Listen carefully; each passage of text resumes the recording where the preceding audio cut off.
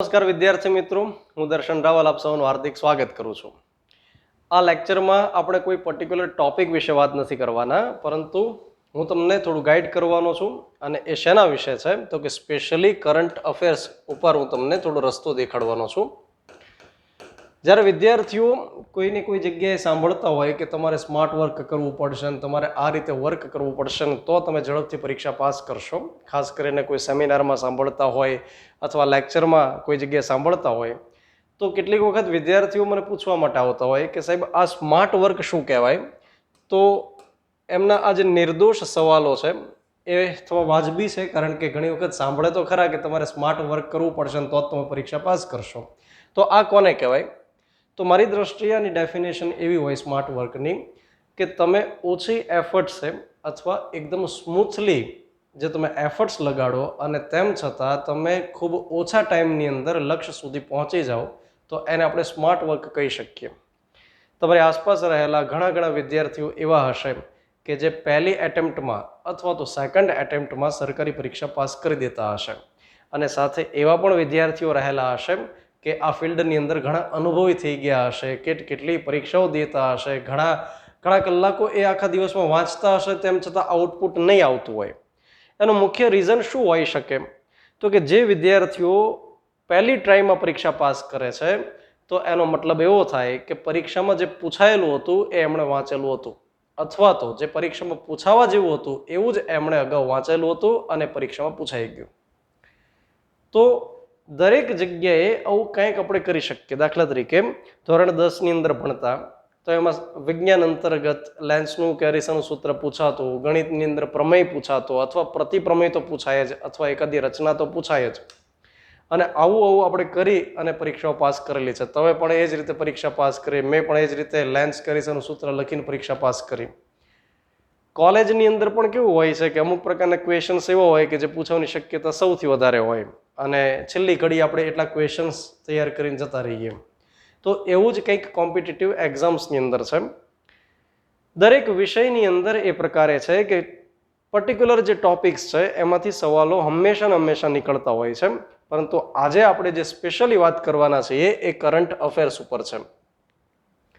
અલગ જગ્યાએ સેમિનાર થતા હોય ત્યારે વિદ્યાર્થીઓ અચૂક પૂછતા હોય કે સાહેબ કેટલા મહિનાનું કરંટ અફેર્સ કરીને પરીક્ષામાં જવું જોઈએ. તો જે વિદ્યાર્થીઓ જીપીએસસીની પરીક્ષાની તૈયારી કરે છે એમણે છેલ્લા 1 થી 1.5 વર્ષનું કરંટ અફેર્સ કરવાનું. યાદ રાખજો, છેલ્લા 1 થી 1.5 વર્ષનું કરંટ અફેર્સ કરવું પડશે.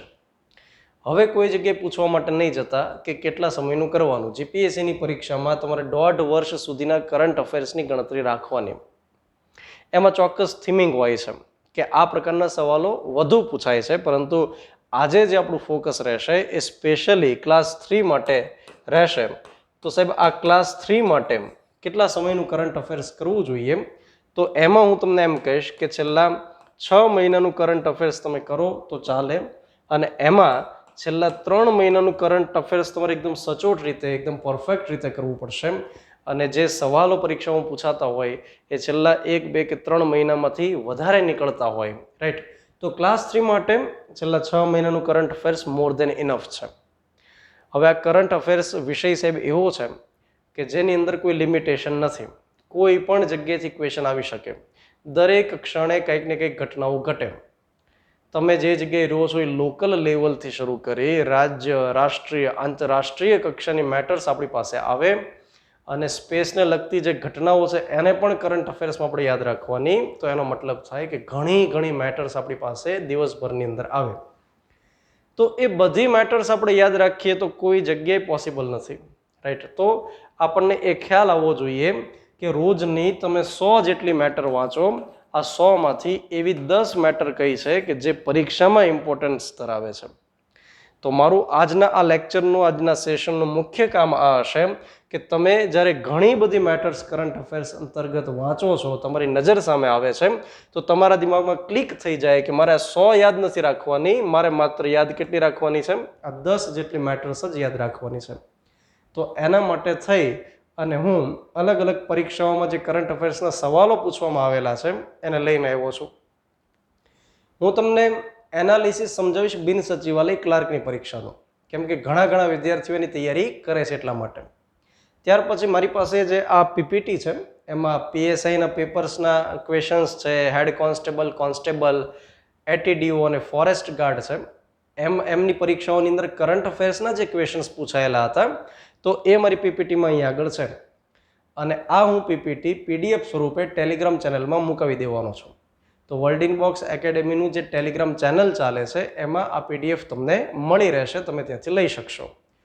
તમામ પરીક્ષાઓમાં કરંટ અફેર્સના સવાલો કેટલા પૂછવામાં આવ્યા, કયા કયા ક્ષેત્રના એ સવાલો હતા, એનું એનાલિસિસ એમાં છે, એ તમે જોઈ શકશો. અત્યારે હું તમને જે સમજાવીશ એ માત્ર શું સમજાવીશ, બિન સચિવાલય ક્લાર્કની પરીક્ષાનો. તો આપણે શરૂઆત કરીએ. સૌથી પહેલા બિન સચિવાલય વિશે જો વાત કરીએ તો ટોટલ 3 પરીક્ષાઓના સવાલો અહીંયા આગળ લેવામાં આવ્યા છે. તો જે સૌથી પહેલું પેપર છે 2014 વાળું, એમાં કરંટના 5 સવાલો હતા અને સાથે પદાધિકારીના 2 સવાલ હતા. પદાધિકારીનો મતલબ થાય કે એવું પૂછવામાં આવ્યું કે હાલમાં ફલાણા રાજ્યના મુખ્યમંત્રી કોણ છે, હાલમાં ફલાણા રાજ્યમાં રાજ્યપાલ કોણ છે, હાલમાં ફલાણા સચિવ કોણ છે. આ પ્રકારના જે સવાલ હોય એને આપણે પદાધિકારી કહીએ. મતલબ કે એ સમયે કરંટમાં એની નિમણૂક નથી થઈ, પરંતુ બસ પૂછવામાં આવ્યું કે હાલમાં ચૂંટણી પંચના કમિશનર કોણ છે. ચૂંટણી પંચના કમિશનર કરંટમાં એની નિયુક્તિ થયેલી નથી, તો એવા સવાલને આપણે પદાધિકારી એવું કહીએ છીએ. તો એ સમય ટોટલ 7 આ પ્રકારે સવાલ હતા. 2016ની પરીક્ષામાં 19 કરંટ અફેર્સના સવાલ હતા અને સાથે એક પદાધિકારીને લગતો ટોટલ 20 ક્વેશ્ચન હતા.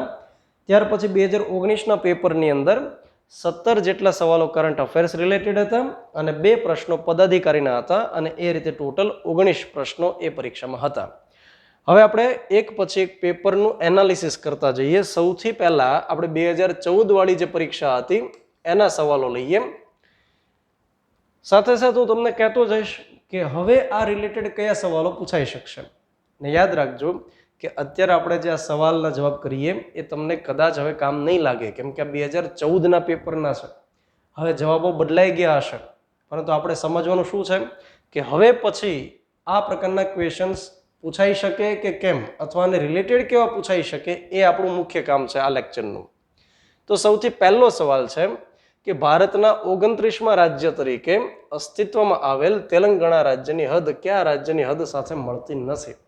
તમને ખ્યાલ હશે કે રાજ્ય પુનર્ગઠન થયેલું 2013-14માં અને તેલંગાણા આંધ્રપ્રદેશમાંથી છૂટું પડ્યું, તો એ રિલેટેડ આ ક્વેશ્ચન રહેલો છે. અને સવાલ શું પૂછ્યો કે જે નવનિયુક્ત રાજ્ય છે તેલંગાણા, એની સરહદ બીજા કયા સ્ટેટ્સને મળે છે, આ પ્રકારનો સવાલ છે. તો બટ ઓબ્વિયસ વસ્તુ છે કે એક ખૂબ સારી ઘટના, ખૂબ સારી કરંટ અફેર્સની મેટર કહી શકીએ કે રાજ્યનું પુનર્ગઠન થયેલું, તો એ રિલેટેડ સવાલ પૂછાય પૂરી શક્યતાઓ રહેલી હતી એ સમયે.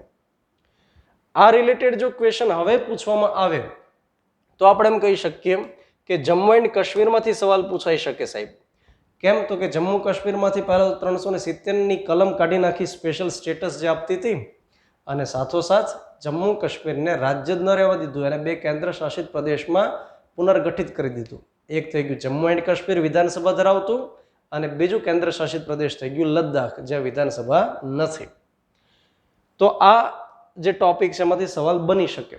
એ જ રીતે કેમાંથી સવાલ બની શકે તો કે જે દીવ અને દમણ છે આ બંનેને મર્જ કરી અને એક કેન્દ્ર શાસિત પ્રદેશ બનાવી દેવામાં આવ્યું, તો આને રિલેટેડ ક્વેશ્ચન પૂછાઈ શકે. રાઈટ. તો આ જે ક્વેશ્ચન છે એને રાષ્ટ્રીય કેટેગરીમાં આપણે મૂકી શકીએ, જે રાષ્ટ્ર સ્તરની ઘટના છે મૂકી શકીએ. સાથોસાથ હું તમને કેટેગરી દરેકમાં કહેતો જાઉં છું. ત્યાર પછી જે સેકન્ડ ક્વેશ્ચન છે કે સાહિત્ય ક્ષેત્રનો વર્ષ 2014નો વિશ્વનો સર્વોચ્ચ સન્માનીય નોબેલ પુરસ્કાર કોને એનાયત કરવામાં આવ્યો. તો જ્યારે જ્યારે મારા લેક્ચર હોય કરંટ અફેર્સના અથવા સેમિનાર હોય અને એ સમય દરમિયાન જો નોબેલની ઘટના આવી હોય તો હંમેશા ભણાવતો હોઉં છું. દર વર્ષે સામાન્ય રીતે 10 ડિસેમ્બરના દિવસે નોબેલ પુરસ્કાર એનાયત કરવામાં આવે, અને આપણને સૌને ખ્યાલ છે કે આ નોબેલ પુરસ્કાર વિશ્વનો સૌથી સર્વોચ્ચ પુરસ્કાર આપણે ગણી શકીએ છીએ. 1901થી નોબેલ પુરસ્કાર આપવાની શરૂઆત થઈ, અને જ્યારે જ્યારે નોબેલ પુરસ્કાર આપવામાં આવે તો એમાંથી સવાલ બને એવી શક્યતાઓ રહેતી હોય. મોટા ભાગે સવાલ શું બનતા હોય તો કે મોટા ભાગે શાંતિ માટે નોબેલ પુરસ્કાર કોને આપવામાં આવ્યો એ સવાલ સૌથી વધારે બનતા હોય છે. જો વિદ્યાર્થીઓ જે ભૂલ કરે છે એ ભૂલ શું કરે તો કે એ ઝીણામ ઝીણી મેટર હોય કે જે પૂછવાની ક્યારેય શક્યતા ન હોય એમાં માથું માર્યા કરે. એમાં ન બગાડવાની કલાકો બગાડ્યા કરે.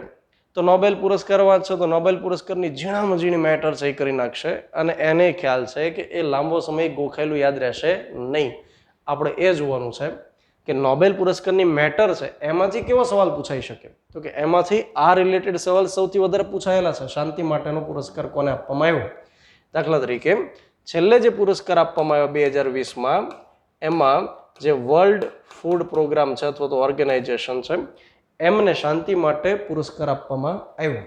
તો એ સવાલ આપણને બની શકે. જેમ કે 2014ની અંદર તમને ખ્યાલ હશે કે ભારતીય એક વ્યક્તિ કૈલાસ સત્યાર્થી જે બચપન બચાવો NGO ચલાવે છે, મજૂરી કરતા બાળકોને કારખાનામાંથી છોડાવવાનું કામ કરે છે, એમને મલાલા યુસુફઝઈની સાથે નોબેલ પુરસ્કાર આપવામાં આવેલો. એ સમયે પણ સવાલ બનેલો હતો.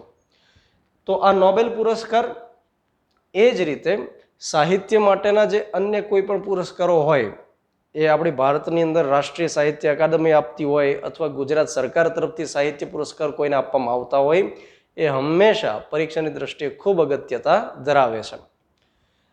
તો આ નોબેલ પુરસ્કાર ટોટલ 5+1 શ્રેણીમાં આપવામાં આવે, ટોટલ 6 શ્રેણીમાં આપવામાં આવે.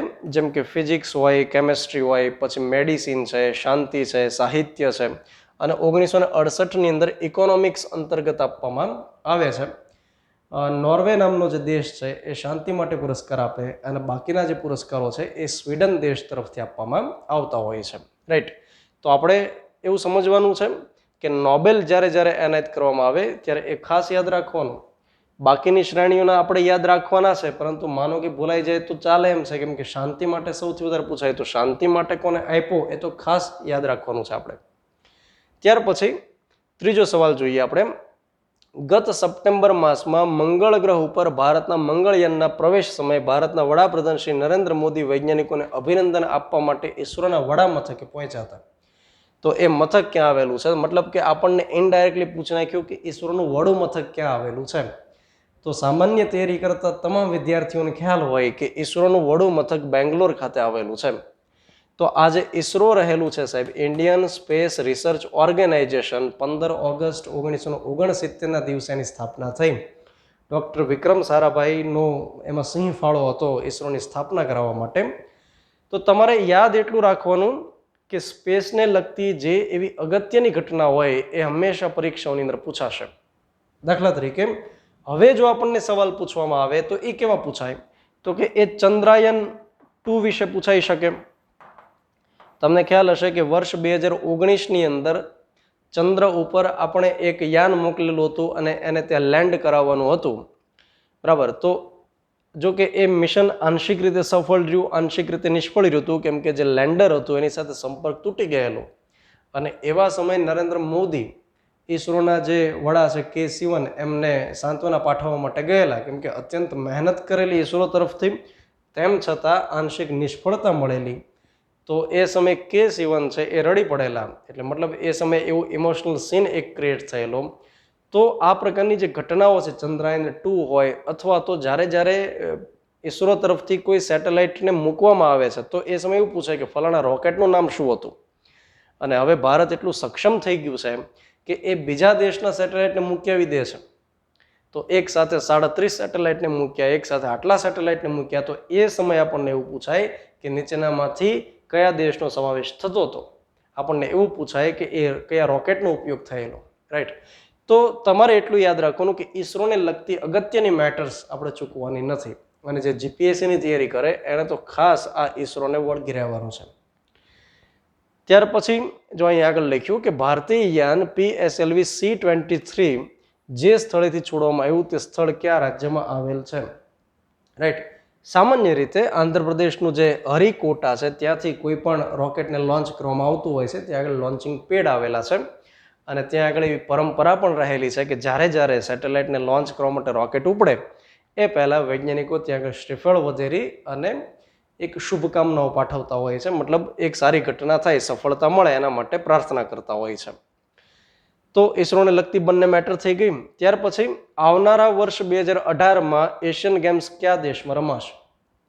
તો જો તમે યાદ રાખો કે આ પેપર ક્યાંનો છે? તો કે પેપર છે 2014નો છે. અને એમાં પૂછો કયો સવાલ કે આવનારા વર્ષ 2018માં, એટલે કે ઘણું એડવાન્સ પૂછ્યું કહેવાય ને, કે એશિયન ગેમ્સ ક્યાં યોજાશે? તો રમત ગમતને તમે સ્કીપ નહીં કરી શકો. કરંટ અફેર્સ અંતર્ગત તમારે માર્ક્સ લાવવા હશે તો રમત ગમતને લગતું તમામ કરંટ અફેર્સ તમારે ખૂબ સારું કરવું પડશે. હું તમને પેપરના અંતે દેખાડીશ, એનું એનાલિસિસ દેખાડીશ કે રમત ગમતમાંથી કેટલા સવાલો પૂછાયેલા છે. રાઈટ, તો તમારે ખાસ કરીને એક તો એશિયન ગેમ્સ, ત્યાર પછી એક આવતું હોય છે કોમનવેલ્થ ગેમ અને એક આવતું હોય છે ઓલિમ્પિક.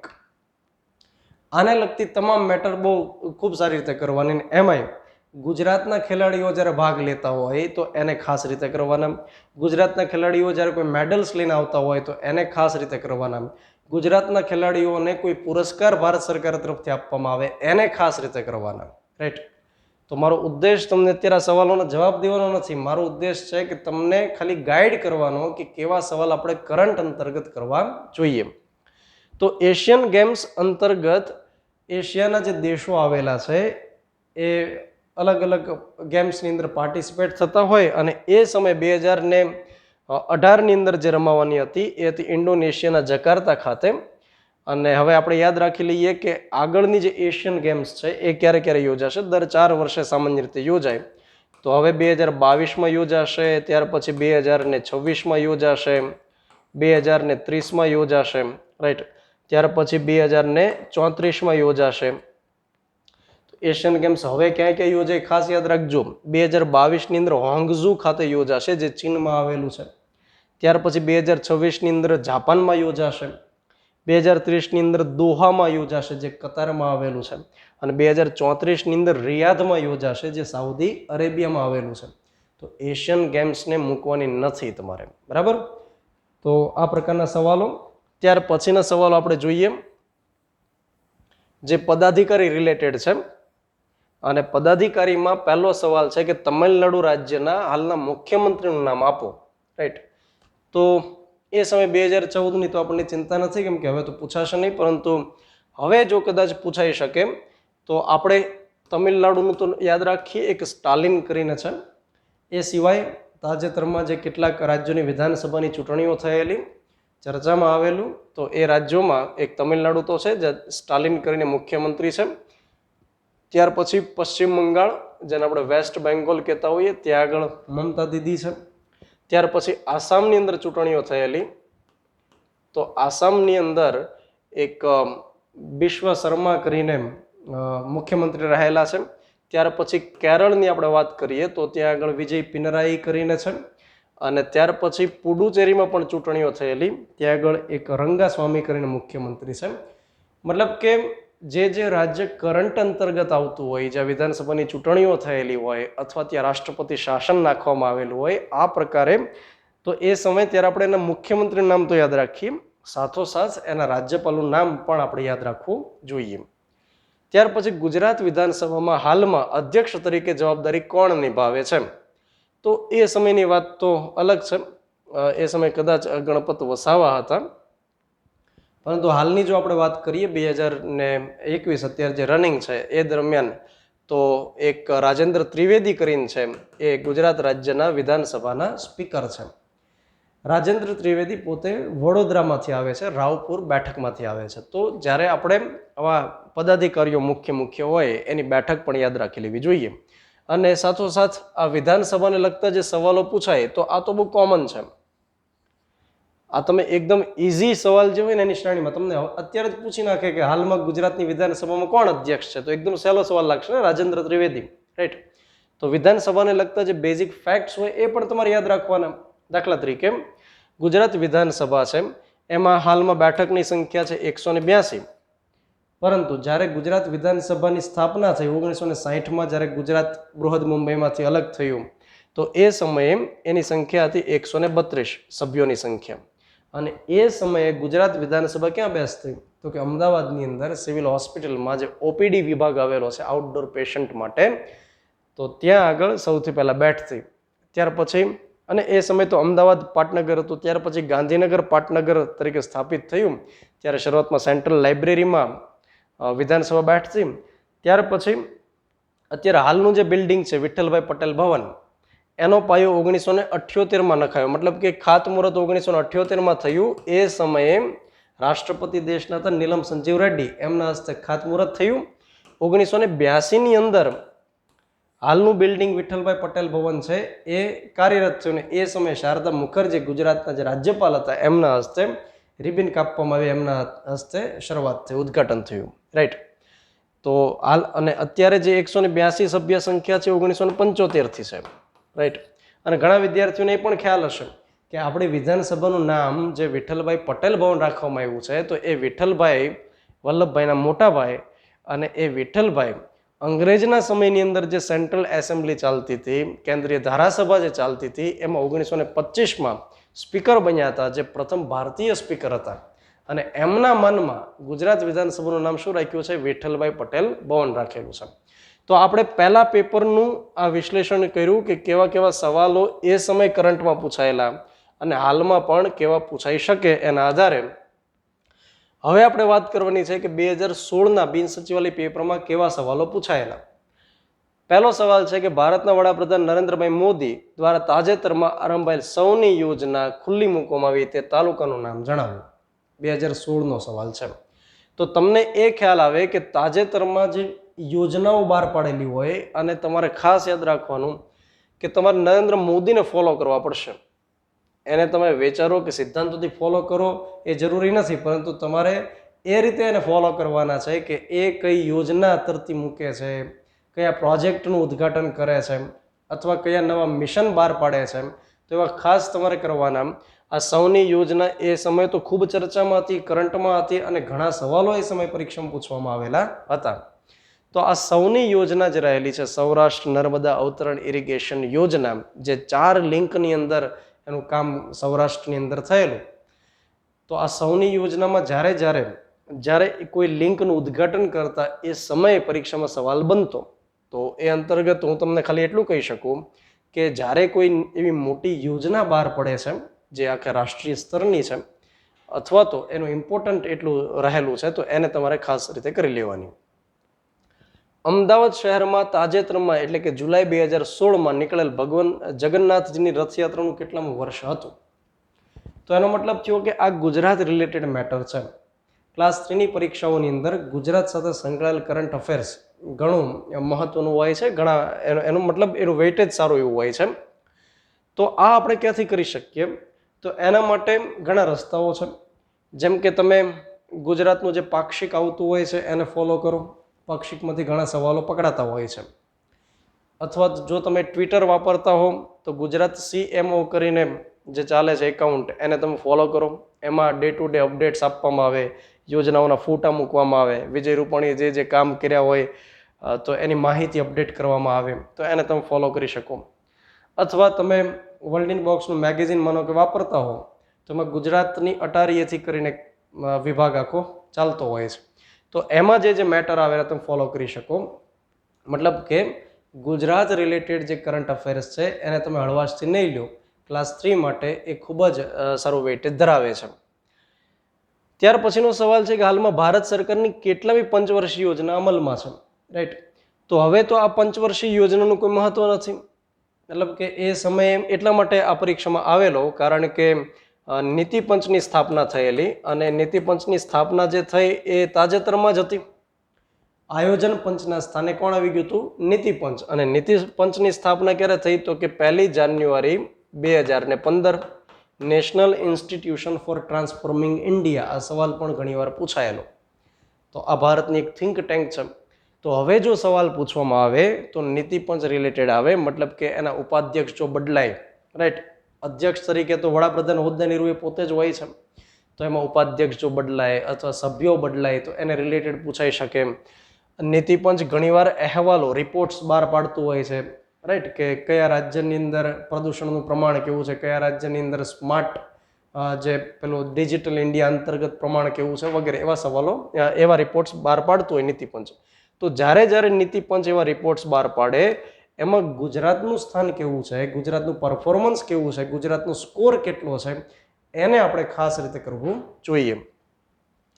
ત્યાર પછીનો સવાલ છે કે તાજેતરમાં એટલે કે ફેબ્રુઆરી 2016માં નિમણૂક પામનાર ગુજરાત હાઈકોર્ટના મુખ્ય ન્યાયાધીશ ચીફ જસ્ટિસનું નામ જણાવો. હવે આ એ સમય 2016ની અંદર જે ચીફ જસ્ટિસ હતા એ તો આર સુભાષ રેડ્ડી હતા, જો મારી ભૂલ ન થતી હોય તો સુભાષ રેડ્ડી હતા 2016માં. પરંતુ હવે જો તમને સવાલ પૂછાય તો એ 2019ની અંદર જે વિક્રમનાથ ગુજરાત હાઈકોર્ટના મુખ્ય જજ તરીકે નિમણૂક પામ્યા, તો હાલમાં વિક્રમનાથ કાર્યરત છે. અને ગુજરાત હાઈકોર્ટના મુખ્ય જજ તો ઘણી બધી વખત પરીક્ષાઓમાં જોવા મળેલા છે, રાઈટ. તો એ તમારે ખાસ કરી લેવું જોઈએ. ત્યાર પછી આવ્યું રમતગમત, ઓલિમ્પિક 2016, રાઈટ. તો મેં તમને જે વાત કરી હતી એમ સૌથી પહેલાં આપણે હમણાં જે જોઈ ગયા એ એશિયન ગેમ્સ હતું, ત્યાર પછી ઓલિમ્પિક, રાઈટ. ઓલિમ્પિક 2016ની રમતોમાં કુસ્તીની સ્પર્ધામાં બ્રોન્ઝ મેડલ જીતી ભારત દેશને ગૌરવ પ્રદાન કરાવનાર ખેલાડી સાક્ષી મલિક કયા રાજ્યના વતની હતા? હરિયાણાના. હવે આ 2016ની જે ઓલિમ્પિક હતી, જે રિયો ઓલિમ્પિક તરીકે ઓળખાય છે, અને આ ઓલિમ્પિક એટલે સૌથી મોટી ગેમ આપણે કહી શકીએ, સૌથી વધારે ટફ કોમ્પિટિશન આપણે કહી શકીએ ત્યાં આગળ થાય. અને આ જે એશિયન ગેમ્સની આપણે વાત કરી ગયા એ સેકન્ડ નંબરની ગેમ્સ આપણે કહી શકીએ કે ત્યાં આગળ એવી કોમ્પિટિશન હોય સેકન્ડ નંબરની હોય. સૌથી વધારે ક્યાં હોય? ઓલિમ્પિકમાં હોય. કે દેશ વિદેશના ખેલાડીઓ જે એકદમ મારફાડ ખેલાડીઓ હોય એમની વચ્ચે હરીફાઈ થાય. હવે એ જે હતું એમાં અલગ અલગ ઘણા ખેલાડીઓ ભાગ લેવા માટે ગયેલા, કદાચ 117 જેટલા ભારતના ખેલાડીઓ એ સમયે ગયેલા, અલગ અલગ કંઈક 15 જેટલી ગેમ્સ હતી. હવે આ ખેલાડીઓમાંથી માત્ર 2 જ એવા ખેલાડી હતા કે જે મેડલ્સ લઈને આવ્યા હતા, અને બંને ખેલાડી કેવા હતા તો કે એ મહિલા હતા. એક હતા સાક્ષી મલિક હતા અને બીજા હતા પીવી સિંધુ. પીવી સિંધુ છે બેડમિન્ટનની અંદર એ સિલ્વર મેડલ લઈને આવેલા હતા, અને સાક્ષી મલિક છે એ ત્રીજા ક્રમે આવ્યા હતા, બ્રોન્ઝ મેડલ લઈને આવ્યા હતા, રાઈટ. તો એ સમયે દેશની અંદર ફરીવાર એ ચર્ચાનો મુદ્દો એવો હતો કે સ્ત્રી સશક્તિકરણ અહીંયા આગળ દેખાણું, કે એક પણ પુરુષ ખેલાડી મેડલ લઈ નથી આવ્યો, માત્ર આ 2 દીકરીઓ એવી હતી કે જેણે દેશનું આબરૂ રાખી. તો ઓલિમ્પિક છે એમાંથી સવાલો પૂછાય. અને 2020માં ઓલિમ્પિકનું આયોજન થવાનું હતું, પરંતુ કોરોના મહામારીના કારણે અટકી પડ્યું. 2021ની અંદર હવે એ આયોજન થશે, જે ટોક્યો ઓલિમ્પિક તરીકે ખ્યાતિ પામશે. જુલાઈ-ઓગસ્ટ, આજે અત્યારે આવશે જુલાઈ-ઓગસ્ટ, એ દરમિયાન ટોક્યો ખાતે ઓલિમ્પિકનું આયોજન થશે. એનું જે રિઝલ્ટ આવે ખાસ યાદ રાખવાનું. ગુજરાતના ખેલાડીઓએ શું પરફોર્મન્સ કર્યું, ભારતના ખેલાડીઓએ ક્યાં મેડલ લઈ આવ્યા, એ બધી બાબતો આપણે યાદ રાખવાની રહેશે. ત્યાર પછી આપણે આગળ વાત કરીએ તો એક રાષ્ટ્રીય સ્તરની મેટર આમ તો કહી શકીએ કે મુંબઈમાં આવેલી એક દરગાહ છે કે ત્યાં આગળ મહિલાઓને જવાની છૂટ આપવામાં આવી, રાઈટ. તો એ દરગાહ કઈ તો કે હાજી અલી દરગાહ. તો આ રિલેટેડ સવાલ આપણને પૂછાઈ શકે. દાખલા તરીકે તમને ખ્યાલ હશે કે કેરળમાં આવેલું એક મંદિર છે શબરીમાલા મંદિર. તો શબરીમાલા મંદિરમાં પણ મહિલાઓને પ્રવેશની છૂટ નહોતી. ત્યાં આગળ સુપ્રીમ કોર્ટે ડિસિઝન આપી, ચુકાદો આપી, મહિલાઓને પ્રવેશની છૂટ આપી. એ શબરીમાલામાંથી પણ સવાલ પૂછવામાં આવેલા છે. તો આ પ્રકારના સવાલો હોય કે જે નેશનલ ઇન્ટરેસ્ટની મેટર આપણે કહી શકીએ, રાષ્ટ્રીય સ્તરની મેટર કહી શકીએ, સુપ્રીમ કોર્ટના ચુકાદા સાથે સંકળાયેલ મેટર હોય, તો એવી મેટર્સ આપણે ખાસ રીતે કરવી જોઈએ. ત્યાર પછી ગુજરાત સાહિત્ય અકાદમી તરફથી તાજેતરમાં કયા લેખકને સાહિત્ય રત્ન એવોર્ડ એનાયત કરવામાં આવ્યો? તો મેં તમને અગાઉ પણ કીધું કે સાહિત્યને રિલેટેડ જે પુરસ્કાર આપવામાં આવે તો એ તમારે ખાસ રીતે કરવાનો. આ રિલેટેડ હું તમને એમ પણ કહી શકું કે દર વર્ષે ભારત સરકાર તરફથી જે સાહિત્ય એકેડમી છે એ પુરસ્કાર આપતી હોય છે, અને અલગ અલગ કેટલી લેંગ્વેજમાં આપે તો કે 24 લેંગ્વેજમાં. વન્સ અગેન, કેન્દ્ર સરકાર તરફથી જે સાહિત્ય એકેડમી છે એ 24 લેંગ્વેજની અંદર આપે. 22 તો બંધારણ માન્ય લેંગ્વેજ છે, અને વત્તા 2 લેંગ્વેજમાં, એક લેંગ્વેજ છે ઇંગ્લિશ અને બીજી છે રાજસ્થાની. તો ટોટલ 24 લેંગ્વેજની અંદર આપે છે. તો એમાં કોઈ ગુજરાતી કોઈ સાહિત્યકારને માનો કે એવોર્ડ મળેલો હશે તો એ પરીક્ષામાં પૂછાશે. દાખલા તરીકે 2020ના જે સાહિત્ય પુરસ્કાર ઘોષિત છે તો એમાં એક નામ આપણે યાદ રાખવાનું છે, હરીશ મીનાશ્રુ. તો એમને સાહિત્ય પુરસ્કારથી સન્માનિત કરવામાં આવ્યા. બનારસ ડાયરી એમણે લખેલી એ બદલ એમને મળેલું. એ જ રીતે ભારત સરકાર તરફથી બાળ સાહિત્ય પુરસ્કાર દર વર્ષે ઘોષિત કરવામાં આવે, અને એમાં આ વખતે 2020ના જે ઘોષિત કર્યા એમાં નટવર પટેલ છે, એનું નામ તમારે યાદ રાખવાનું. નટવર પટેલ, જેમણે ભૂરીની અજાયબ સફર કરીને એક વાર્તા લખેલી, બાળ સાહિત્ય લખેલું, તો એ બદલ એમને આપવામાં આવ્યો પુરસ્કાર.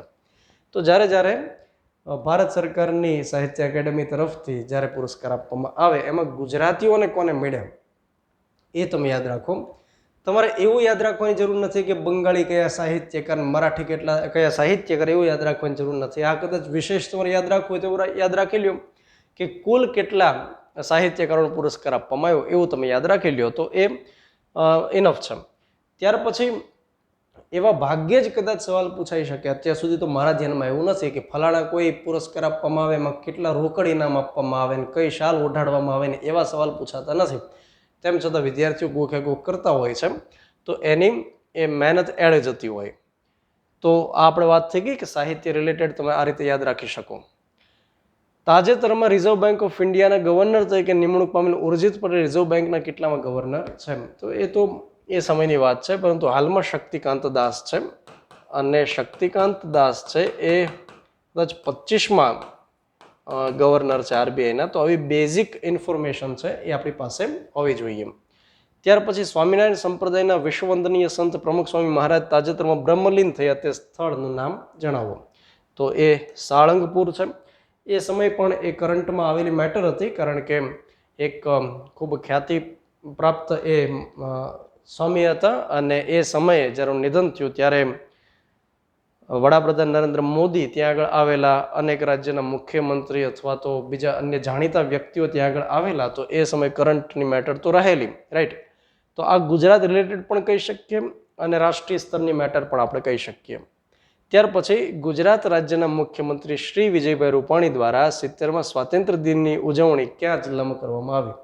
આ કોમન સવાલો છે કે જ્યારે 15મી ઓગસ્ટ હોય ત્યારે એની પછીની પરીક્ષાઓમાં સવાલો નીકળેલા છે કે મુખ્યમંત્રીએ ક્યાં આગળ આ સમારોહ કરેલો, ક્યાં આગળ ઉજવણી કરેલી, રાઈટ. અત્યારે તો સવાલનો જવાબ ઇમ્પોર્ટન્ટ નથી, કારણ કે એ સમયની વાત છે, રાઈટ. છેલ્લે જે 15મી ઓગસ્ટની ઉજવણી થઈ એ કઈ જગ્યાએ થઈ? તો કે એ સાબરમતી ખાતે થઈ અને ભારત દેશની આઝાદીના 75 વર્ષ પૂર્ણ થયા, રાઈટ.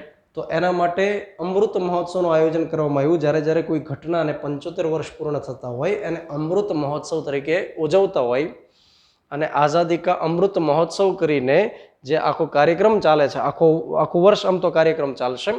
તો એ અમૃત મહોત્સવ તમે ખૂબ સારી રીતે કરી લ્યો, એમાંથી સવાલ આગળની પરીક્ષાઓમાં નીકળે એવી શક્યતાઓ રહેલી છે.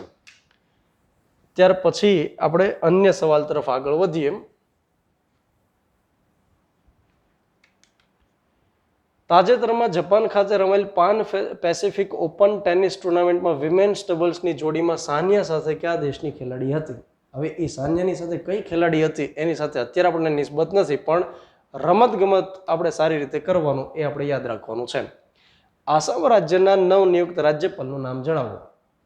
નવનિયુક્ત જગદીશ મુખી, જે હાલમાં પણ અત્યારે જગદીશ મુખી જ રાજ્યપાલ છે. તો તમને જેમ કીધું એમ કે જે રાજ્યમાં રાજ્યપાલ ચેન્જ થાય છે એને કરી લેવા. Board of control for cricket in India BCCI, કોઈ એક પરીક્ષામાં BCCIનું પૂરું નામ પૂછવામાં આવેલું, પરંતુ અત્યારે પૂરું નામ ઓલરેડી આપી દીધું છે.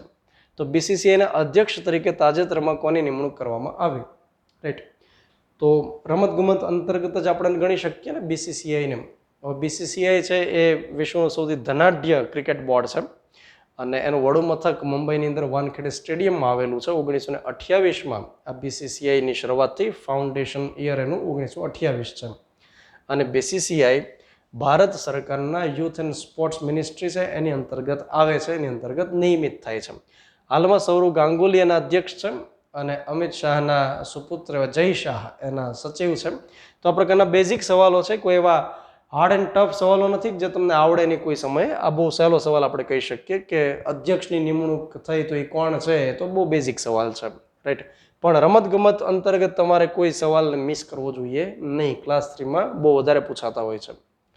સાહિત્ય અકાદમી દ્વારા ગુજરાતી ભાષાનો બાલ સાહિત્ય પુરસ્કાર 2019 કોને એનાયત થયો?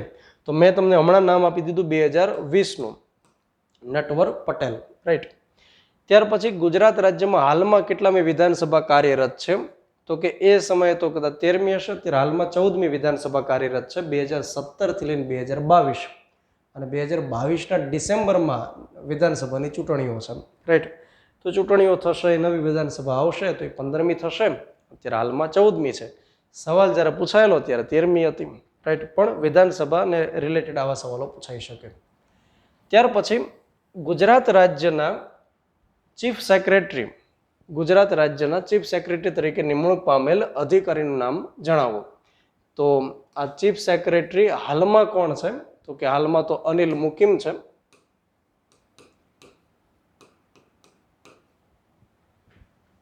ગુજરાત રિલેટેડ મેટર આપણે કહી શકીએ. અને બહુ આ પણ સહેલો જ સવાલ છે, એવો કંઈ અઘરો સવાલ નથી, કેમ કે જ્યારે ચીફ સેક્રેટરી બદલાતા હોય ત્યારે સવાલ નીકળતો હોય, નવા જે બનતા હોય એને રિલેટેડ. ચીફ સેક્રેટરી એટલે કે મુખ્ય સચિવ, જેને આપણે મુખ્યમંત્રીનો ડાબો હાથ ગણો કે જમણો હાથ ગણો કે જે ગણો હોય, મુખ્યમંત્રીનો મુખ્ય આધાર સ્તંભ હોય છે. અને સમગ્ર રાજ્યના તંત્રના વહીવટના વડા, જો એકચ્યુઅલ આપણે કહેવા હોય તો એકચ્યુઅલ વડા આ ચીફ સેક્રેટરી હોય, કે જે સૌથી વરિષ્ઠ આઈએએસ અધિકારી હોય અને એની સત્તા ખૂબ અત્યંત વધારે હોય, રાઈટ. તો આ ચીફ સેક્રેટરીની નિમણૂક તો કેન્દ્ર સરકાર તરફથી થતી હોય અને એનો કોઈ નિશ્ચિત એવો કાર્યકાળ નથી, પરંતુ એમાં એક્સટેન્શન મળતું હોય. મતલબ કોઈ આઈએએસ અધિકારી છે, એની નિવૃત્તિની વય હોય, નિવૃત્તિની વય આવી ગઈ હોય, ત્યાર પછી સરકાર તરફથી એક્સટેન્શન 6 મહિનાનું આપવામાં આવે. પણ એક્સટેન્શન માટે પણ કેન્દ્ર સરકારની પરમિશન લેવી પડતી હોય. તો હાલમાં અત્યારે જે અનિલ મુકિમ છે એને 2 એક્સટેન્શન મળેલા છે. 2 એક્સટેન્શન મતલબ 6 મહિના માટે. અને હવે એ રિટાયર્ડ થશે 31 ઓગસ્ટના દિવસે રિટાયર્ડ થશે. 2 શક્યતાઓ છે. કાં તો ત્રીજું એક્સટેન્શન લઈ આવશે, વિજયભાઈ રૂપાણી કહેશે કે ભાઈ મારે આ અનિલની જરૂર છે અને અત્યારે કોરોના કાળ ચાલે છે અને ફલાણું ચાલે છે, તો મારે એની અત્યારે જરૂર છે, અનુભવી છે, બધી પરિસ્થિતિઓથી વાકેફ છે, તો નવા સેટ થાય એની કરતાં બરાબર છે. તો કાં તો ત્રીજું એક્સટેન્શન આવી શકે, અથવા તો આની જગ્યાએ નવા કોઈ આવે. જો નવા કોઈ ચીફ સેક્રેટરી આવે તો એ આવનારી પરીક્ષામાં ચોક્કસ સવાલ બનશે ક્લાસ 3માં, રાઈટ. ત્યાર પછી આપણે આગળ વાત કરીએ તો ઓલિમ્પિક 2016માં ભારતની પુસારલા વેંકટા સિંધુ, એટલે આ દક્ષિણનું નામ છે એટલે થોડું આ પ્રકારનું છે. આમ તો દક્ષિણ નામ થોડાક જેટલા પેક હોય સારા લાગે. પીવી સિંધુ બરાબર છે. પુસારલા વેંકટા સિંધુ મહિલા બેડમિન્ટન સિંગલ્સમાં સિલ્વર મેડલ મેળવ્યો. એટલે જે આપણે વાત કરી હતી 2 જ મહિલા ખેલાડી જીતી આવી હતી, એક સાક્ષી મલિક અને પીવી સિંધુ. તો પીવી સિંધુ જે સેકન્ડ ઉપર આવી હતી, સિલ્વર મેડલ લઈ આવી હતી, તો એમણે કયા દેશની ખેલાડીને હરાવી? આ જે છે કોરોલિના મરીન, એ કયા દેશની ખેલાડી હતી જેને એમણે હરાવી? તો એ સ્પેન દેશની હતી. તો બહુ મોટી વાત નથી એમ. જ્યારે તમે રમતગમત સારી રીતે કરશો તો આ પ્રકારના સવાલો તમે કરી શકશો. પછી ખૂબ વધારે ચર્ચામાં રહેલું bill GST, goods and services tax, એનું પૂરું નામ પૂછવામાં આવ્યું. તો આ પણ મારી દ્રષ્ટિએ અત્યંત સહેલો સવાલ છે. ભારતીય રાષ્ટ્રીય ક્રિકેટ ટીમના નવનિયુક્ત કોચનું નામ જણાવો. એ સમયની તો આપણને કંઈ જરૂર નથી હવે, પરંતુ અત્યારે રવિશંકર શાસ્ત્રી છે. 2016માં એપોઇન્ટ થયા હતા. ત્યાર પછી 2019માં એમને રીએપોઇન્ટ કરવામાં આવ્યા અને હાલમાં એ રવિશંકર શાસ્ત્રી છે, એ કોચ છે. તો રમતગમત રિલેટેડ આપણે કહી શકીએ. અને ત્યાર પછી પદાધિકારી રિલેટેડ એક સવાલ પૂછવામાં આવ્યો કે હાલમાં નાણાં પંચના અધ્યક્ષ કોણ છે, એ રીતે પૂછવામાં આવ્યો, ભરત ગરીવાલા. અને સૌથી આમ તો 3 કે 4 જેટલા ફાઇનાન્સ કમિશન બદલાઈ ગયા છે, પરંતુ એ સમયે જે કરંટમાં હતા એ હાલમાં પણ ભરત ગરીવાલા જ છે, રાઈટ. એની સિવાયના તો કોઈ દિવસ રહેલા પણ નથી એવી રીતે. તો આ પણ એવો સવાલ છે કે જે એકદમ બેઝિક આપણે કહી શકીએ. અને અનુચ્છેદ નંબર 243 આઈ અંતર્ગત નાણાપંચની, રાજ્ય નાણાપંચની રચના કરવામાં આવતી હોય છે. તો આ સવાલ પણ એટલો અઘરો આપણે ન કહી શકીએ. ત્યાર પછી 2019નું જે પેપર છે એની આપણે ચર્ચા કરીએ. 2 પેપરની ચર્ચા કરી, 2014 અને 2016. એના ઉપરથી આપણને કેટલાક આઈડિયા એવા આવ્યા કે રમતગમત રિલેટેડ વધારે પૂછે છે, અથવા તો નિમણૂક સાથે સંબંધિત અને ગુજરાત રાજ્ય સાથે સંકળાયેલ કરંટ અફેર્સ વધુ પૂછે છે. 2019માં જોઈએ કેવા પૂછાયેલા છે. મુખ્યમંત્રી વિજયભાઈ રૂપાણી દ્વારા તાજેતરમાં કેટલામાં વન મહોત્સવનો પ્રારંભ કરવામાં આવ્યો? તો જો યાદ રાખો કે જે દર વર્ષે વન મહોત્સવનો પ્રારંભ કરતા હોય અને એ સમય દરમિયાન જ્યારે કોઈને કોઈ એ સાંસ્કૃતિક વન ઊભું કરતા હોય છે, તો એ સવાલ આવનારી પરીક્ષામાં પૂછાય. દાખલા તરીકે 2020ની અંદર જે સાંસ્કૃતિક વન ઊભું કર્યું જેનું નામ છે રામવન, તો આ જે રામવન રાજકોટ ખાતે ઊભું કર્યું એમાંથી સવાલ બનશે. તો ગુજરાત રિલેટેડ થયું. અને આ સવાલ એવો છે વન મહોત્સવનો કે એ હંમેશા પરીક્ષાઓમાં જોવા મળે છે, રાઈટ. તો જ્યારે વિજયભાઈ રૂપાણી આ પ્રકારના સાંસ્કૃતિક વન ઊભા કરે છે વન મહોત્સવના સમયે, અને એ રીતે આ રામ વન જે ઊભું કર્યું એ 20મું વન સાંસ્કૃતિક વન રહેલું છે. તો એવા સવાલો તમારે કરવા જોઈએ. ગુજરાત સરકાર દ્વારા ઓગસ્ટ 2019માં કઈ યુનિવર્સિટી જે દેશની સૌ પ્રથમ માટે જમીન ફાળવવામાં આવી, તો એ યુનિવર્સિટી છે રેલ યુનિવર્સિટી, જેના માટે ગુજરાત સરકારે જમીન ફાળવી છે. આ પ્રકારની પ્રથમ યુનિવર્સિટી બનશે. આ પણ ગુજરાત સાથે સંકળાયેલું કરંટ અફેર્સ કહી શકીએ. ત્યાર પછી ત્રીજો સવાલ કે તાજેતરમાં પદનામિત એટલે કે નિમણૂક થયેલ ઇન્ડિયન નેશનલ સાયન્સ એકેડેમીના અધ્યક્ષનું નામ જણાવો. તો એ ચંદ્રિમા શાહ, રાઈટ. હાલમાં પણ ચંદ્રિમા શાહ જ છે.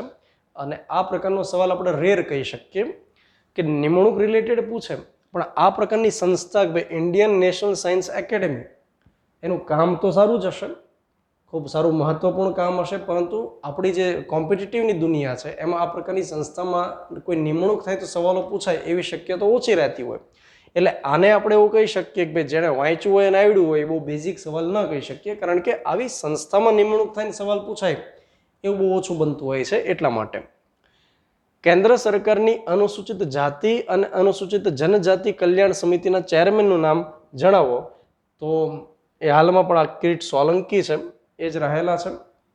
અને અનુસૂચિત જાતિ અનુસૂચિત જનજાતિ કમિટી વિશે સવાલો તો જીપીએસસીમાં પૂછાય છે.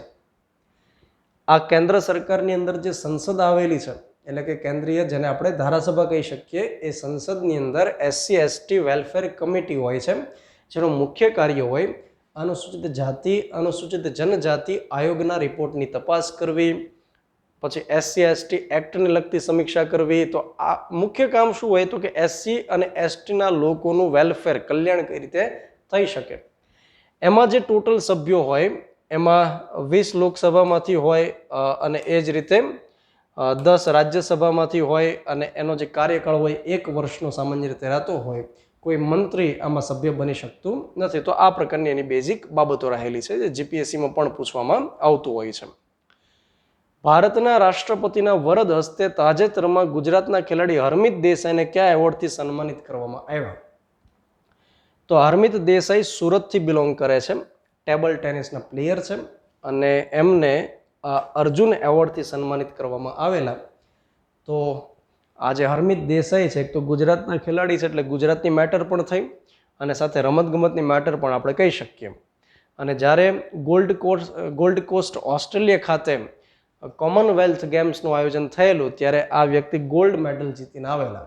તો ગોલ્ડ કોસ્ટ ઓસ્ટ્રેલિયા ખાતે કોમનવેલ્થ ગેમનું આયોજન થયેલું ને એમાં ગોલ્ડ મેડલ જીતીને આવેલા. તો એમનું જે પ્રદર્શન હતું ટેબલ ટેનિસ ક્ષેત્રે એ બદલ અર્જુન એવોર્ડથી એમને સન્માનિત કરવામાં આવેલા હતા.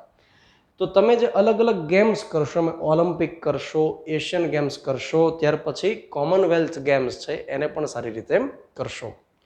ત્યાર પછી એ પ્રકારના સવાલ જ્યારે પૂછાય કે અલગ અલગ પ્રકારની જે ટેનિસ ટુર્નામેન્ટ હોય છે, French Open, Wimbledon Open, Australian Open, right, આ પ્રકારની ટેનિસ ટુર્નામેન્ટ હોય એમાં મોટાભાગે જે પૂછવામાં આવે એ પૂછવામાં આવે કે વિમન્સ સિંગલમાં કોણ જીત્યું, અથવા તો મેન્સ સિંગલમાં કોણ જીત્યું. જે જીતેલા હોય એના દેશના નામ પૂછે, અથવા એમ પૂછે કે ફલાણા ગેમની અંદર ટેનિસ ટુર્નામેન્ટમાં આ વ્યક્તિ જીત્યા, તો એની સામે જે વ્યક્તિ હતા એ કયા દેશના હતા, અથવા તો કોને હરાવીને બન્યા. આવા સવાલો રમતગમત ક્ષેત્રે વધારે પૂછે. હવે એવા સવાલો રમતગમતમાં બને કે ફૂટબોલના મેદાનની લંબાઈ કેટલી હોય, અથવા તો પિચની લંબાઈ કેટલી, અથવા તો ફલાણી જે ગોળાકાર છે એનો પરિઘ કેટલો. સવાલો બની શકે એવી શક્યતાઓ તો આપણે ન કરી ન શકીએ, પરંતુ શક્યતાઓ એકદમ ઓછી છે. એક સમય હતો કે જ્યારે આ પ્રકારના સવાલો જે સ્ટેટિક સવાલો હોય એ વધારે પૂછાતા. ફલાણી કોઈ ટીમ હોય એમાં કેટલા ખેલાડીઓ હોય, અથવા કોઈ શબ્દ આપે અને એમ પૂછે કે આ શબ્દ કઈ રમતગમત સાથે સંકળાયેલ છે. તો આવા સ્ટેટિક સવાલો જે તે સમયે સૌથી વધારે પૂછાતા. હવે એવી શક્યતાઓ ઓછી છે. હવે આ પ્રકારના સવાલો વધારે પૂછાવા લાગ્યા છે. ત્યાર પછી પૂર્વ કેન્દ્રીય મંત્રી અરુણ જેટલીનું નામ કયા ક્રિકેટ મેદાનના નામ સાથે બદલવામાં આવેલ છે? તો ફિરોઝ શાહ કોટલા મેદાન. તો એને પણ આપણે એટલો અઘરો ન કહી શકીએ, રાષ્ટ્રીય સ્તરની મેટર ગણી શકીએ. પર્યાવરણની જાળવણીના હેતુસર અમદાવાદ ખાતે કેન્દ્રીય ગૃહમંત્રી અમિત શાહના વરદ હસ્તે તાજેતરમાં કયું કાર્ય સંપન્ન કરવામાં આવ્યું? તો બધા કામ એ સમયે કર્યા હતા ભાઈ, બરાબર. જે અમિત શાહ આવ્યા હતા એમણે તો ગુજરાત રિલેટેડ મેટર થઈ. અને અમિત શાહ જે અહીંયા આગળ આવ્યા એ મેટર તો તમામ જગ્યાએ ટૂંકમાં તમને વાંચવા મળી શકે કે ભાઈ એમણે આ પ્રકારના પ્રોજેક્ટ કર્યા વગેરે, તો એટલી અઘરી મેટર નથી. તમે ગુજરાત પાક્ષિક જો ફોલો કરો તો ડિટેલની અંદર તમને મેટર મળી રહે. તેલંગાણાના નવનિયુક્ત રાજ્યપાલનું નામ જણાવો, તો આ પણ એ જ વાત થઈ, રાજ્યના નવનિયુક્ત વ્યક્તિ. ત્યાર પછી વડાપ્રધાન નરેન્દ્ર મોદીના પ્રિન્સિપલ એડવાઇઝર તરીકે કોની નિમણૂક કરવામાં આવી? એટલે કે મુખ્ય સલાહકાર તરીકે કોની નિમણૂક કરવામાં આવી? હવે પીકે મિશ્રા છે એ તો કેબિનેટ સેક્રેટરી છે. જેમ રાજ્યની અંદર ચીફ સેક્રેટરી એમ ત્યાં આગળ કેબિનેટ સેક્રેટરી, કેબિનેટ સચિવ હોય. પ્રદીપ કુમાર જવાબ હોવો જોઈએ, કેમ કે પીકે સિન્હાની એડવાઇઝર તરીકે નિમણૂક કરેલી હતી. તો પીકે સિન્હા આખું નામ નથી, મતલબ પ્રદીપ કુમાર હોવું જોઈએ. તો આ પ્રકારના સવાલો પણ બેઝિક આપણે કહી શકીએ. જ્યારે કેબિનેટ સેક્રેટરી બદલાય અથવા એડવાઇઝરની કોઈ એપોઇન્ટ કરે તો એ પૂછાઈ શકે. નીતિ પંચના ઉપાધ્યક્ષની નિમણૂક કરે અથવા તો સુરક્ષા સલાહકારની નિમણૂક કરે તો સવાલો બેઝિક કહેવાય. દાખલા તરીકે હમણાં જે જયસ્વાલ સીબીઆઈના ડાયરેક્ટર બનાવવામાં આવ્યો, તો આ પ્રકારના સવાલો કોમન છે. ભારતમાં સરકાર દ્વારા ગુજરાત ખાતે તાજેતરમાં ભારતમાં સૌપ્રથમ એવી કઈ સંસ્થા સ્થાપવાની ઘોષણા કરવામાં આવી? તો એ સંસ્થા હતી central rail and aviation institute. મતલબ કે ગુજરાત રિલેટેડ કરંટ અફેર્સ છે, બેઝિક છે, રાઈટ. ત્યાર પછી તાજેતરમાં જળ વ્યવસ્થા આંક કોમ્પોઝાઇટ વોટર મેનેજમેન્ટ ઇન્ડેક્સ બાબતે ગુજરાત રાજ્યને 2017-18ના વર્ષ માટે ભારતમાં પ્રથમ ક્રમે આપવામાં આવ્યો. આ જાહેરાત કોના દ્વારા કરવામાં આવી? તો મેં તમને જે હમણાં કીધું હતું, કોઈ ઇન્ડેક્સ બહાર પડે એમાં ગુજરાત સાથેની સ્થિતિ કઈ છે એ તમારે જોઈ લેવી જોઈએ. સંસદ સભ્યોની બનેલી અનુસૂચિત જાતિ જનજાતિ કલ્યાણ સમિતિ અંગે કઈ બાબત સુસંગત નથી? તો એ બાબતની ચર્ચા પણ આપણે કરી ગયા. તો સમિતિમાં કુલ 30 સભ્યો હોય તો કે હા, 20 લોકસભાના, 10 રાજ્યસભાના, 1 વર્ષની મુદત હોય વગેરે. તો આ અનુસૂચિત જનજાતિ કલ્યાણ સમિતિ જે રહેલી છે એ તો જીપીએસસીની પરીક્ષામાં પણ અગત્ય ધરાવે છે. હજી એક વાર તમને વાત કરું કે આ સમિતિ તમારે કરી લેવી જોઈએ. સાથોસાથ જે અલગ અલગ બીજી સંસદીય સમિતિઓ છે, જાહેર હિસાબ સમિતિ અને અંદાજ સમિતિ વગેરે, તો એ સમિતિઓ પણ પરીક્ષાની દ્રષ્ટિએ અગત્યતા ધરાવે. પણ એ બંધારણ રિલેટેડ તમને સવાલ પૂછાઈ શકે, રાઈટ.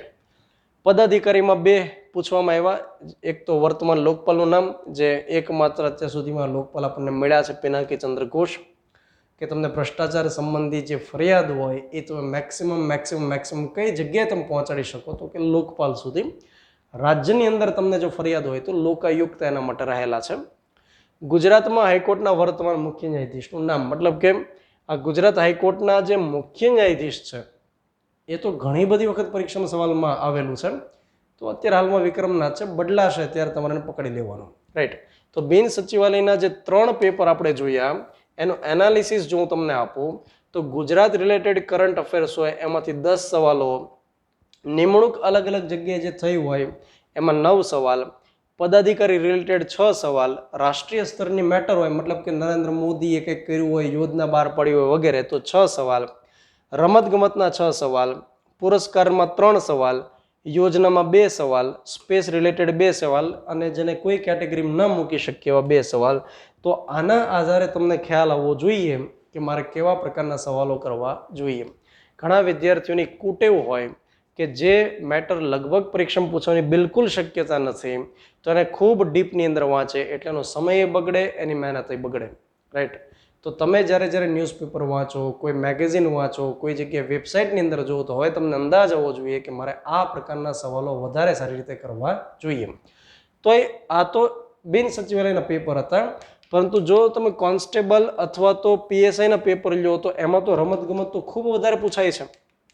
દાખલા તરીકે કોન્સ્ટેબલમાં દરેક સવાલ આપણે એક પછી એક તો નહીં જોઈ શકીએ, સમયની મર્યાદા હોય એટલે, પણ તમે જોઈ શકશો કે જ્યારે હું એનાલિસિસ હું તમને દેખાડું તો કોન્સ્ટેબલ, હેડ કોન્સ્ટેબલના પેપરમાં રમતગમત 13 માર્ક્સ સુધીનું પૂછાય છે. પદાધિકારી કે હાલમાં ફલાણા રાજ્યના મુખ્યમંત્રી, હાલમાં ફલાણા રાજ્યના રાજ્યપાલ અથવા ચૂંટણી પંચના કમિશનર અથવા એટર્ની જનરલ અથવા કેગ, આ પ્રકારે પદાધિકારી જે પૂછવામાં આવે એવા 12 સવાલ છે, રાઈટ.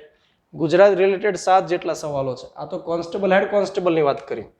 હવે હું તમને એક પીએસઆઈ માટે જો વાત કરું તો પીએસઆઈમાં એનાલિસિસ આપણને એમ કહે છે કે રમતગમતના 12 સવાલ છે. એટલે અત્યારે જે પોલીસ ભરતી માતા ઉપર છે પીએસઆઈની પરીક્ષાના ફોર્મ બહાર પડી ગયા, ટૂંક સમયમાં કોન્સ્ટેબલની બહાર પડશે, અનુકૂળતા જ્યારે સરકારને થશે ત્યારે, તો રમતગમતમાંથી સૌથી વધારે આ પોલીસ ભરતી પૂછવામાં આવે છે. તો તમને હવેથી એ અંદાજ આવવો જોઈએ. આપણને પૂછાય છે કંઈક અને આપણે મહેનત બીજે કંઈક કરીએ છીએ, જે ન પૂછાય એવું ગોખી અને મગજને આપણે લોડ દઈએ છીએ. તો એ આપણે ઓછો કરવાની જરૂરિયાત છે. અને એ જ રીતે એટીડીઓ માટે અને ફોરેસ્ટ ગાર્ડની તૈયારી ઘણા વિદ્યાર્થીઓ કરે છે એવું પણ મને જાણવા મળ્યું. તો એના માટે આપણે અહીં આગળ આપેલું છે. તો તમને ઘણો બધો અંદાજ આવ્યો હશે. તમને કંઈક થોડું કંઈ જો શીખવા માટે મળ્યું હોય તો તમે કોમેન્ટમાં મને જણાવી શકશો. સાથે આની જે પીડીએફ છે એ ટેલિગ્રામ ચેનલમાં મૂકવામાં આવશે. તમે દરેક સવાલને જોઈ શકશો ને એના આધારે યાદ રાખજો, આના સવાલના જવાબ ઇમ્પોર્ટન્ટ નથી. આના આધારે તમે જ એક નોટબુકની અંદર લખી શકશો કે મારે કેવા સવાલ કરવા જોઈએ. આગળના વધુ લેક્ચર સાથે ભેગા થશું. ત્યાં સુધી થેન્ક યુ વેરી મચ.